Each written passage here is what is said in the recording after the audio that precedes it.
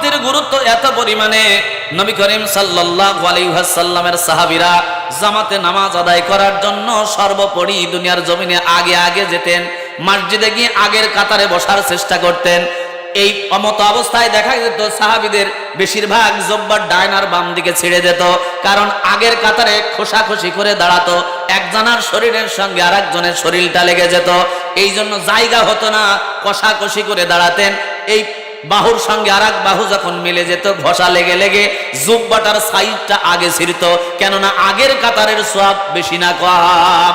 কিন্তু আমরা লক্ষ্য করে দেখি, মসজিদে ঢুকলেই দেখবেন শুক্রবারের দিন কিছু কিছু মুসল্লি আছে দরজার সাথে হেলান দিয়ে আগেই দরজার কিনারে বসে। কথা কয় না?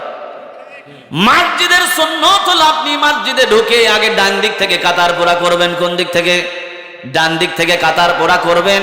এরপরে প্রথম কাতার যখন পোড়া হয়ে যাবে, তারপরে দ্বিতীয় কাতার পোড়া করবেন, তারপরে তৃতীয় কাতার পোড়া করবেন। কিন্তু আমাদের বদ অভ্যাস হলো সুন্নতের কায়দায় নাই, দুনিয়ার জমিনে আগেই গিয়ে মসজিদের দরজার কিনারায় বসে যায়। কথা কন ঠিক না বেঠিক?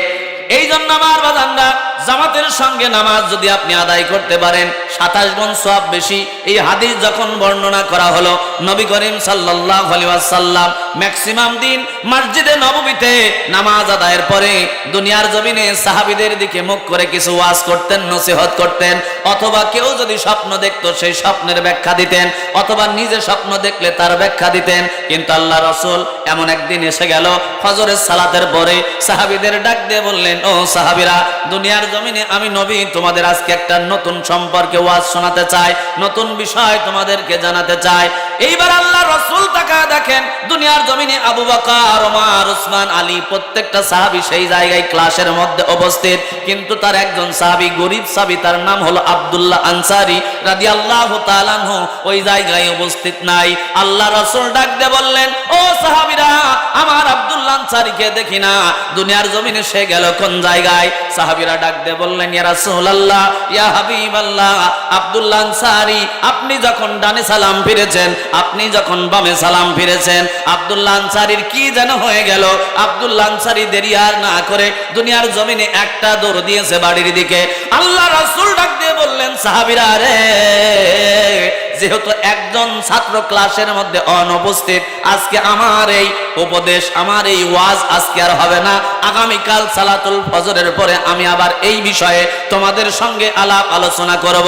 পরের দিন দেখা গেল আল্লাহ রাসূল যখন সালাতুল ফজর আদায় করে আবার সাহাবীদের দিকে মুখ করে ঘুরলেন, আল্লাহর নবী মুহাম্মদুর রাসূলুল্লাহ সাল্লাল্লাহু আলাইহি ওয়াসাল্লাম সাহাবীদেরকে ডাক দিয়ে বললেন, ও সাহাবীরা, আজকেও তো দেখি তোমরা সকলেই এই জায়গায় উপস্থিত আছো, কিন্তু আব্দুল্লাহ আনসারীকে তো দেখতে পায় না। সাহাবীরা ডাক দিয়ে বললেন, ইয়া রাসূলুল্লাহ, গতকালকের ন্যায় আজকেও আপনি যখন ডানে বামে সালাম ফিরেছেন, আব্দুল্লাহ আনসারীর কি যেন হয়ে গেল, এক দৌড় দিয়েছে বাড়ির দিকে। আল্লাহ রাসূল ডাক দিয়ে বললেন, সাহাবীরা রে, আজকে 2টা দিন হয়ে গেল, আব্দুল্লাহ আনসারী একই ঘটনা 2 দিন একই রকম করেছে, কারণটা কি তোমরা কি জিজ্ঞাসা করেছো? খবর কিছু নিয়েছ? হযরতে নবী করিম সাল্লাল্লাহু আলাইহি ওয়াসাল্লামের এই কথার প্রেক্ষিতে সাহাবীরা ডাক দিয়ে বললেন, নবী গো, আজকে আমরা তাহলে আব্দুল্লাহ আনসারীর বাড়ির দিকে চলে যাই, গিয়ে দেখি আব্দুল্লাহ আনসারীর আসলে সমস্যাটা কি। আল্লাহ রাসূল চলে গেলেন। আব্দুল্লাহ আনসারীর বাড়ির কিনারায় যেতেই লক্ষ্য করে দেখেন খাজুরের পাতার ছাহনি, তবে কিছু কিছু পাতা নষ্ট হয়ে গেছে। সূর্যের আলো ঘরের মধ্যে ঢোকে, বৃষ্টি পড়লে বৃষ্টির পানি ঘরের মধ্যে পড়বে, কিন্তু হযরতে আব্দুল্লাহ আনসারীর বাড়ির কিনারায় দাঁড়িয়ে কারো বাড়িতে অনুমতি ছাড়া দুনিয়ার জমিনে ঢোকা যাবে? কিন্তু আমার অনুমতি লাগে? ও গল্প করাও নাই, সালাম করাও নাই, ডাক দেওয়াও নাই, ডাইরেক্ট ঢুকে চলে গেছে একেবারে অন্দরমহলে। বাড়ির মধ্যেকার মানুষগুলির অবস্থান তো খারাপও থাকতে পারে। এই জন্য আল্লাহ রাসূলের সুন্নাহ হলো কারো বাড়ির সামনে গিয়ে আল্লাহ রাসূল যেটা করতেন আমরাও সেটা করব। আব্দুল্লাহ আনসারীর বাড়ির সামনে গিয়ে আল্লাহ রাসূল প্রথমে সালাম পরিবেশন করলেন, আসসালামু আলাইকুম ইয়া আহলাল বাইত, বাড়িতে যারা আছেন সকলের উপরে আল্লাহ শান্তি বর্ষিত করুক। এবারে একটা সালাম দেওয়ার পরে কোনো আওয়াজ আসে না। আল্লাহ রাসূল কিছুক্ষণ অবস্থান করার পরে আবার সালাম দিলেন, কোনো জবাব আসে না। আবার কিছুক্ষণ অবস্থান করার পরে আবার সালাম দিলেন, কোনো জবাব আসে না। আপনি যদি কারো বাড়ির কাছে গিয়ে সালাম মানে অনুমতি প্রার্থনা করা, একবার সালাম দিলেন জবাব আসে না, আর একবার সালাম দিলেন জবাব আসে না, আর একবার সালাম দিলেন জবাব আসে না, তিনবার সালাম দেওয়ার পরেও যদি জবাব না আসে, তাহলে বোঝা লাগবে চাচা চাচির ভেজাল আছে, এখন ঢোকা যাবে। আর যদি ভেজাল না থাকতো তাহলে তো ওয়ালাইকুম সালাম বলে, কেডা রে শরবত আলী নাকি, আয় ভিতরে আয় বাপ। কথা কান ঠিক না বেঠিক? আল্লাহ রাসূল তিনবার সালাম দেওয়ার পরে দুশ্চিন্তাগ্রস্ত হয়ে ফিরবেন। ইন দ্য মিন টাইম ভিতর থেকে ওয়ালাইকুম আসসালাম, লাব্বাইকা রাসূলুল্লাহ, লাব্বাইকা হাবিবাল্লাহ। চোখের মধ্যে পানির ফোঁটাগুলো, চোখের পাতাগুলি ভিজে গেছে। ডাক দিয়ে বললেন, আব্দুল্লাহ রে, একবার নয় দুইবার নয়, দুনিয়ার জমিনে তিনটা বার তোমাকে সালাম দিলাম, উত্তর কেন দিলে না? আব্দুল্লাহ ডাক দিয়ে বললেন, নবী গো, এই গরিবের বাড়িতে এসেছেন, বাহিরে থেকে আপনি দাঁড়ায় কথা বলবেন না গো নবী, দুনিয়ার জমিনে আমার বাড়ির মধ্যে একটু এই তাশরিফ নিয়ে আসেন। আল্লাহ রাসূল উঠানের পারে দাঁড়ালেন। উঠানের পারে গিয়ে আর একটা জিনিস লক্ষ্য করে দেখেন, ছোট্ট একটা মাসুম বাচ্চা, তারা হাতে পায়ের মধ্যে শিকল লাগানো। আল্লাহ রাসূল ডাক দিয়ে বললেন, আব্দুল্লাহ, দুনিয়ার জমিনে আমার এখন মনের মধ্যে দুইটা প্রশ্ন বড় উদয় হয়ে গেছে। এক নম্বর প্রশ্ন হলো, তোমাকে সালাম দিলাম, দেরিতে কেন উত্তর দিলে? দুই নম্বর প্রশ্ন হলো, তোমার উঠানে যে ছেলেটা বান্দা, এই মাসুম বাচ্চাকে তুমি কেন বেঁধে রেখেছো? কারণ আল্লাহ রাসূল শিশু সন্তান দেখলে তাদেরকে আদর না করে পারতেন না। কোন বাচ্চা মানুষ দেখলে তাদের মাথায় হাত বুলায় দিতেন, তাদেরকে চুমু খাইতেন। আল্লাহ রাসূল বাচ্চাদেরকে খুব বেশি পছন্দ করতেন। কোন দুনিয়ার জমিনে আল্লাহ রাসূল রাস্তা দিয়ে হেঁটে গেলে ওই রাস্তায় যদি কোনো শিশু সন্তান থাকতো, তার মাথা থেকে আল্লাহ রাসূলের এই আতরের ঘ্রাণ, হাতের আতরের ঘ্রাণ, সুগন্ধির ঘ্রাণ তাদের মাথা থেকে বের হতো। জোরে বলি না সুবহানাল্লাহ। মানুষে বুঝতো আল্লাহ রাসূল এই মাসুম বাচ্চার মাথার উপরে হাত বোলায় দিয়েছে, কিন্তু আমরা ছেলে পেলে মসজিদে আসলে খালি তাড়ি। কথা হয় না? আরব ক্রান্তিতে এখনো দেখবেন ছেলে পেলে কাতারের মাঝখান দিয়ে দৌড়াচ্ছে, এমনকি কিলায় যায় উপরে উঠে। আল্লাহ রাসূলের চাইতে কি আমরা দামি হয়ে গেছি নাকি? কথা কয় না? আল্লাহ রাসূল পায়গম্বর, মাসুম, বেগুনা, নবীদের নবী, তামাম মাখলুকাতের নবী। ওয়া মা আরসালনাকা ইল্লা রাহমাতাল লিল আলামিন। কিছু কিছু খাটায় শাসে কয় নবী আমাদের মতন মানুষ। কথা কয় না? শুনছেন না আপনার এরকম? আরে ভাই, নবী যদি আপনার মতো মানুষ হয়, তাহলে আল্লাহ রাসূলের কাছে জিবরাইল আসে, আপনার কাছে কয়দিন আছে? কথা কয় না? উত্তর দেন আপনারা কথা। যারা বলে রাসূল আমাদের মতো মানুষ, এই ব্যক্তিগুলোকে বলছি, রাসূলের কাছে জিবরাইল আসে, আপনার কাছে কয়দিন আছে? রাসূলের কাছে ওহী নাজিল হয়, আপনার কাছে কয়দিন আছে? এরপরে নবী যারা হয়, নবীদের বহিঃপ্রকাশের জন্য আল্লাহ স্পেশাল কিছু পাওয়ার দিয়েছেন।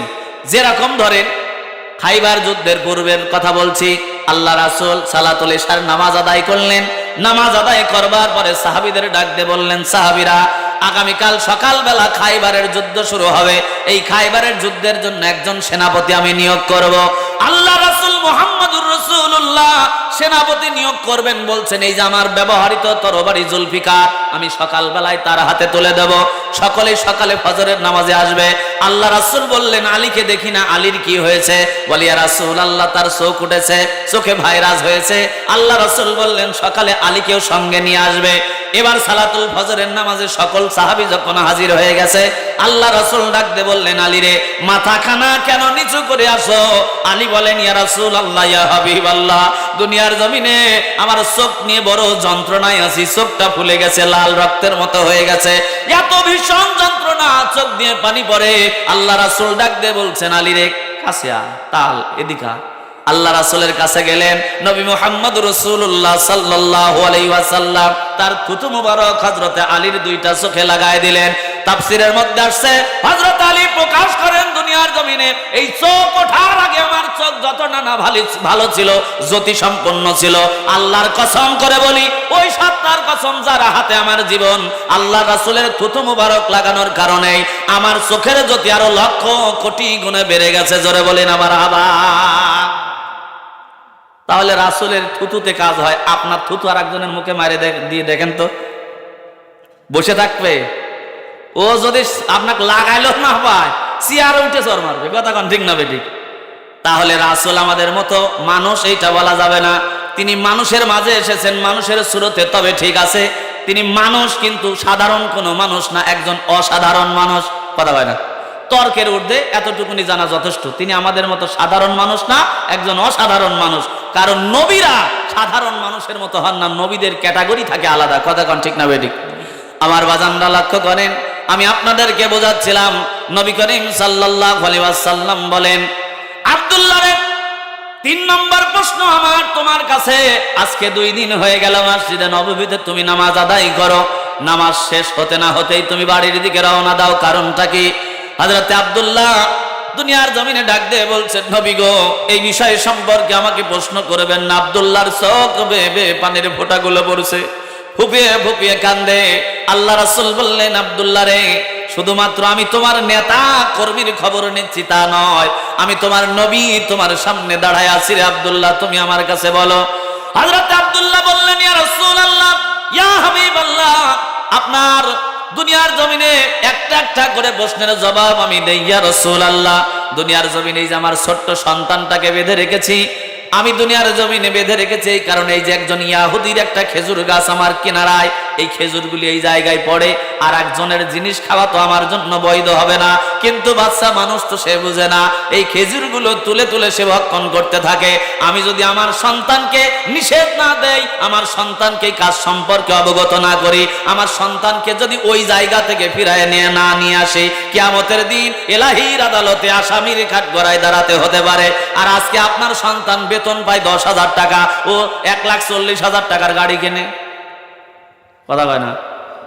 আসলো কোন জায়গা থেকে জিজ্ঞাসা করছেন একবার? আবার গেছে দুনিয়ার জমিনে বাগন হাতের সাথে বলে যে আমি চুরি তো করি নাই, হাতের সাথে বাইরে উঠছে। কথা কন ঠিক না ভাই ঠিক? হালাল নাই হারাম নাই, দুনিয়ার জমিনে জানতেছে ঢকাঢক গিলে খাচ্ছেন। দুনিয়ার জমিনে আল্লাহর কাছে আপনারও জবাব দেওয়া লাগবে, কারণ আপনি অভিভাবক। আল্লাহ পাক বলছেন, কু আনফুসাকুম ওয়া আহলিকুম নারা, তুমি দোজখের আগুন থেকে বাঁচো, তোমার আহাল পরিবারকে বাঁচাও, এই দায়িত্ব আপনার উপরে অর্পিত হবে। যে বাবা দুনিয়ার জমিনে সন্তানকে নামাজের কথা বলে না, যে বাবা দুনিয়ার জমিনে মেয়েদেরকে পর্দার কথা বলে না, আল্লাহ রাসূল বলছেন কিয়ামতের দিন মহিলারা শুধু দায়ুস হবে না, দায়ুসের কাতারে কিছু কিছু পুরুষও যাবে, যে বাবা সন্তানকে নামাজের কথা বলে না, যে বাবা দুনিয়ার জমিনে মেয়েদের নামাজের কথা বলে না, যে বাবা দুনিয়ার জমিনে তার মেয়েদেরকে পর্দার কথা বলে না, কিয়ামতের দিন দায়ুসের কাতারে ওই সমস্ত ব্যক্তিরাও দাঁড়াবে, তারাও জাহান্নামী হবে। জোরে বলি না নাউজুবিল্লাহ। এই জন্য আমার বাবারা আল্লাহ রাব্বুল আলামিন ডাক দিয়ে বলছেন, তোমরা রুকুকারীদের সাথে রুকু করো, কেননা জামাতের মধ্যে নামাজ আদায় করলে 27 গুণ সওয়াব বেশি। এইটা বোঝানোর জন্য হযরতে আব্দুল্লাহ আনসারীর কথা বলছিলাম।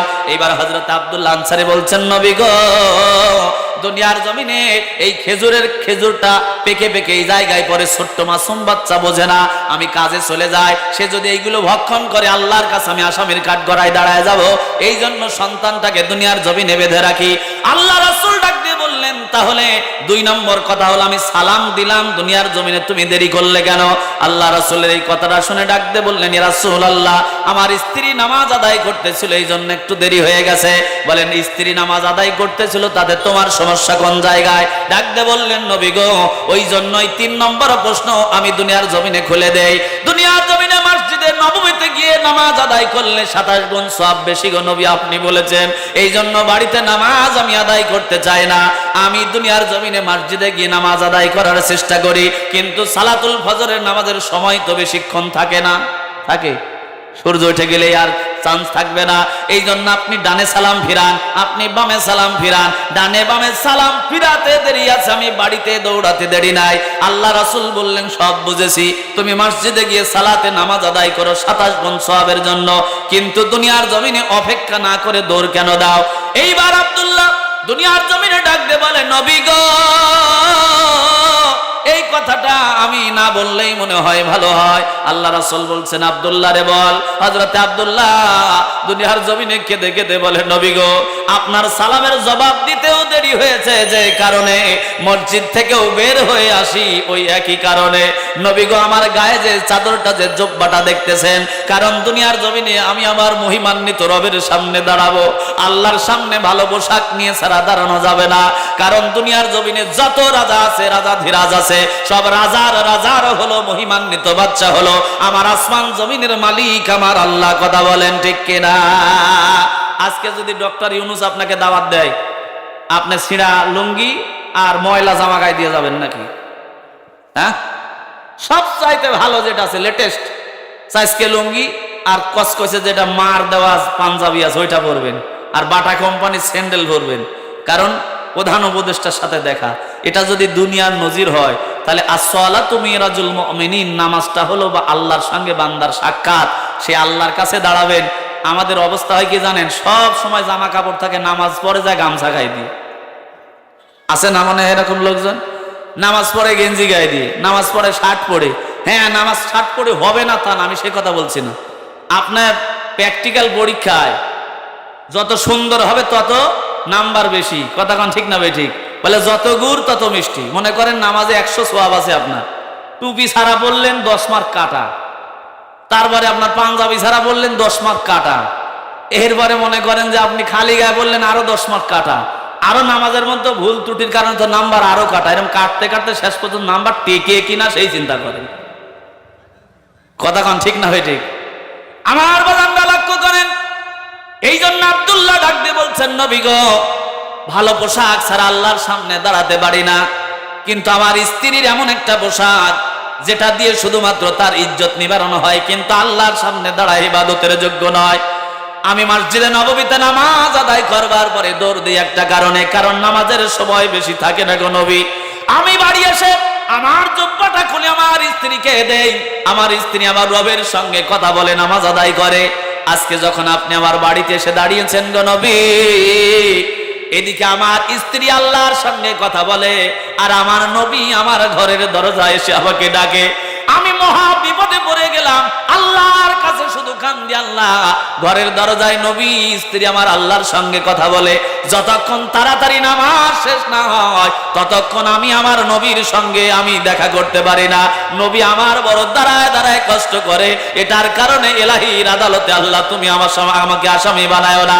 আমার স্ত্রী আপনার কণ্ঠের আওয়াজ শুনে ডানে বামে সালাম ফিরে দুনিয়ার জমিনে জামাটা খুলে আমাকে দিতে দেরি আছে, আমি জামাটা পরতে দেরি নাই, এই জন্য দুনিয়ার জমিনে আপনার সালামের প্রথম জবাব আমি নেই নাই, কারণ জবাব দেওয়ার পরে তো বাড়ির মধ্যে আসতে কওয়া লাগবে, কথা কয় না? এই জন্য জবাব দেই নাই।